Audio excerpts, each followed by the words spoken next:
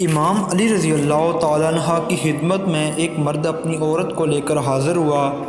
اور کہنے لگا، یا علی رضی اللہ تعالیٰ عنہ، میں نے اپنی بیوی کو شادی کی رات باکرا نہیں پایا، اب میں اس کو طلاق دینا چاہتا ہوں۔ بس جیسے ہی اس شخص نے یہ کہا، امام علی رضی اللہ تعالیٰ عنہ نے فرمایا، اے شخص، ایسی عورت پر کوئی حد نہیں ہے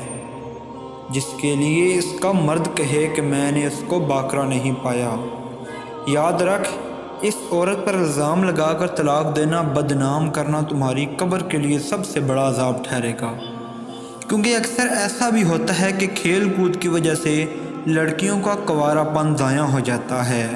اور یوں وہ باکرا ہوتے ہوئے بھی باکرا معلوم نہیں ہوتی۔ میں نے اللہ کے رسول صلی اللہ علیہ وآلہ وسلم سے سنا کہ جو مرد اپنی بیوی کو شک کی نگاہ سے دیکھتا ہے اور اس کے عیب زمانے کے سامنے ظاہر کرتا ہے تو اللہ ایسے مرد کو قیامت کے دن بدترین شکل میں اٹھائے گا اور یوں دنیا میں بھی اس پر لعنت برسے گی اور آخرت میں بھی اس پر عذاب ہوگا۔ حضرت ابو ذر رضی اللہ تعالیٰ عنہ بیان کرتے ہیں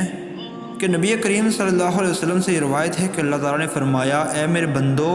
میں نے اپنے اوپر ظلم کو حرام کیا ہے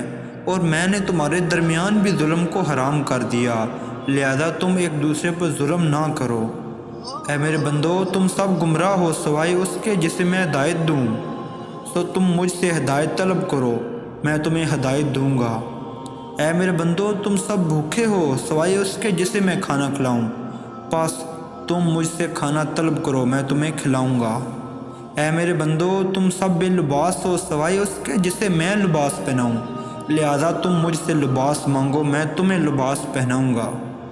اے میرے بندو، تم سب دن رات گناہ کرتے ہو اور میں تمام گناہوں کو بخشتا ہوں، تم مجھ سے بخشش طلب کرو، میں تمہیں بخش دوں گا۔ اے میرے بندو، تم کسی نقصان کے مالک نہیں ہو کہ مجھے نقصان پہنچا سکو اور تم کسی نفع کے مالک نہیں کہ مجھے نفع پہنچا سکو۔